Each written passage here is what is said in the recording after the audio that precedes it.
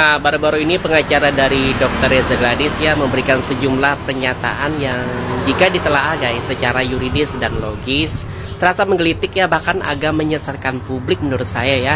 Apa saja pernyataan itu? Mari kita berikan reaction ya, tentu saja berbasis hukum dan teknologi forensik. Kalau semua chattingan WA ini bisa masuk ke pengadilan, kita ini kan semua main WA semua ini. Nanti sebenarnya juga semua dibuka semua investasi, ya kan? Jadi janganlah WA-WA aja dipakai untuk menggugat itu. Dia boleh aja, pengadilan tidak boleh menolak gugatan, itu jelas. Pengadilan tidak boleh menolak gugatan. Tapi kalau semua WA ini bisa digugat ke pengadilan, ini semua main WA semua ini, nanti kena gugat semua dong. Kalau memang boleh, ya. Pernyataan ini menunjukkan kekeliruan berpikir yang cukup serius ya guys. Faktanya di era hukum modern ya, dokumen elektronik termasuk chat WhatsApp telah diakui sebagai alat bukti hukum yang sah. Hal ini ditegaskan di dalam pasal 5 ayat 1 dan 2 Undang-Undang nomor 11 tahun 2008 tentang ITE, junto Undang-Undang nomor 19 tahun 2016, serta diperkuat lagi oleh pasal 188 KUHP. Jadi logika sederhananya ya, kalau surat kontrak tertulis bisa jadi alat bukti one prestasi guys. Mengapa tidak dengan percakapan elektronik yang substansinya memuat kesepakatan komitmen atau etikat? Apalagi validitas dokumen elektronik ya bisa diuji melalui metode uji forensik digital yang kini sangat lazim digunakan di hampir semua peradilan di Indonesia. Dengan kata lain guys, tidak semua chat WhatsApp bisa serta-merta dijadikan dasar gugatan. Tetapi bukan berarti WhatsApp tidak dapat dijadikan dasar gugatan sama sekali. Jadi argumen semua bisa digugat karena WhatsApp ya itu semata-mata bentuk overgeneralisasi yang menyesatkan. Tapi kan di dalamnya itu ada termasuk negosiasi harga dan segala macam, itu termasuk katanya untuk perjanjian endorse gimana mas? Iya, tapi itu kan nggak jelas ya. Sebab di WhatsApp itu kan satu, pihaknya itu siapa? Apakah betul itu Indonesia apa bukan? Pihak sana siapa? Apakah betul itu kita atau bukan? Jadi itu kan ketahuan nomor telepon siapa, nomor telepon siapa. Jadi kalau saya cek ke Mbak ini, tahu yang bukan di sini, ya kan? Nggak punya kami yang komunikasi chatting, padahal komunikasi chattingnya ke sana. Kan susah membuktikannya. Ya, jadi ini enggak. Jadi di dalam praktik hukum pidana ya maupun perdata kontemporer, identifikasi pengguna nomor telepon itu sangat bisa dilakukan melalui sejumlah cara guys. Misalnya verifikasi kepemilikan nomor oleh penyedia jasa telekomunikasi atau provider melalui NIK, KK atau Post Regulation Era. Kemudian mungkin melalui digital forensic tools, kemudian pencocokan dengan bukti lain misalnya rekaman suara, log panggilan dan penyitaan perangkat dalam penyidikan. Faktanya pihak Reza Gladys sendiri telah menggunakan rekaman telepon ya sebagai alat bukti di kasus dugaan pemerasan. Itu berarti secara tidak langsung mereka mengakui ya legitimasi alat bukti elektronik. Jadi guys, bantahan terhadap chat WhatsApp sebagai alat bukti ya, tapi di saat yang sama menggunakan bukti digital dalam laporan pidana adalah bentuk inkonsistensi logis dan argumentatif. Jadi guys, pernyataan yang disampaikan oleh kuasa hukumnya Reza Gladys ya tidak menunjukkan penolakan terhadap isi substansi dari chat WhatsApp, melainkan terhadap legalitas medianya sebagai alat bukti. Jadi menurut hemat saya ya, ini menciptakan kesan bahwa isi percakapan tersebut mungkin saja ya cukup substantif untuk membuktikan adanya perjanjian atau keterlibatan. Sehingga upaya pembelaan diarahkan untuk mendiskreditkan medianya, bukan membantah isinya. Padahal guys, dalam kaidah pembuktian hukum modern ya, yang diuji bukan hanya apa yang dikatakan, tetapi juga bagaimana hal itu dikonfirmasi kebenarannya secara ilmiah dan forensik. Dengan demikian guys, kita berhadapan bukan pada kasus lemahnya alat bukti ya, melainkan pada strategi pembelaan yang tidak proporsional dan kontradiktif. Inilah yang saya sebut sebagai pembelaan yang tidak pada tempatnya. Salam dari netizen Escendol yang kalau reaction nggak cuma bawa perasaan, tapi juga bawa dasar hukum dan akal sehat.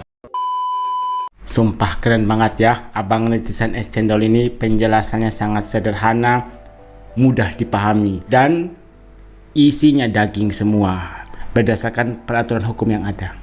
Pihak penggugat Nikita Mirzani saja menggunakan bukti percakapan telepon dengan Mail sebagai alat bukti rekaman yang diserahkan ke pihak penyidik. Kenapa bukti percakapan lewat WA tidak bisa digunakan sebagai alat bukti? Makanya abang netizen Escendol sampai bilang loh, itu adalah pernyataan yang menyesatkan publik. Makanya ada komentar, pengacara DRG harus belajar terkait pembaruan produk hukum. Ya kalau semua standarnya zaman bahalula, ya susah. Ingat, netizen Escendol mengungkap fakta hukum berdasarkan perkembangan zaman yang ada. Dan di sini juga menunjukkan perbedaan kualitas loh antara abang netizen Escendol yang saat ini sedang mempelajari tentang hukum dan pihak pengacara DRG. Mau tanya, dengan pasal berlapis seperti itu kira-kira kedepannya bisa bebas atau tetap dihukum? Ada balasan, pasal berlapis walaupun berat. Maksudnya di sini TPPU dan pemerasan.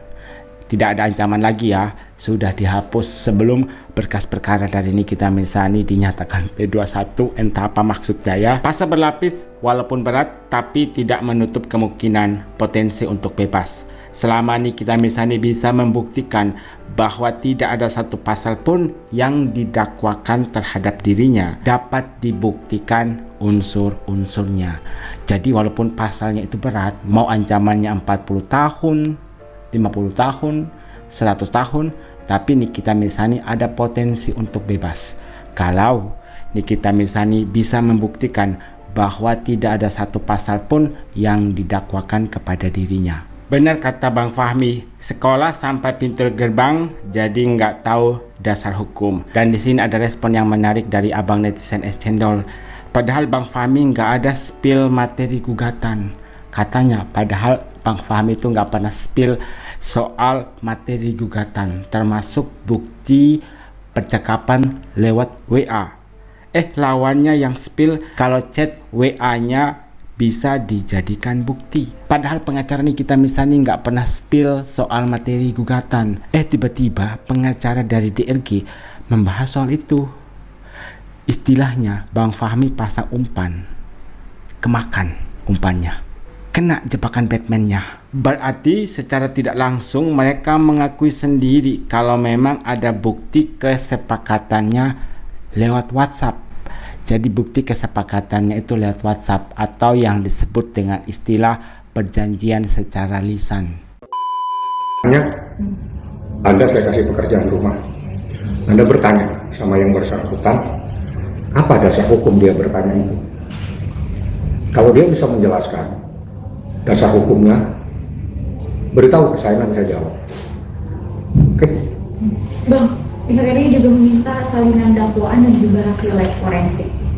Kitab Undang Hukum Acara Pidana itu adalah undang-undang.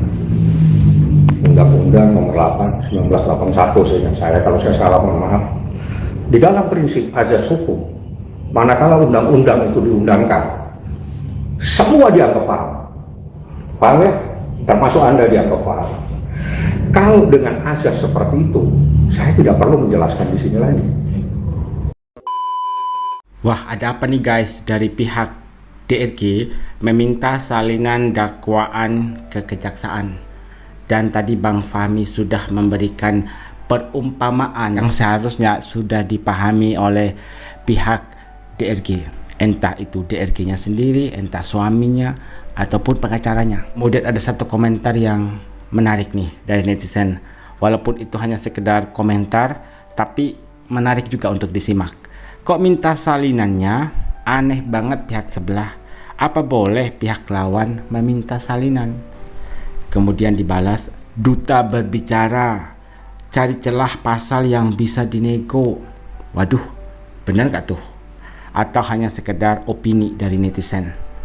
Katanya lagi mencari celah pasal yang bisa dinego. Semoga tidak.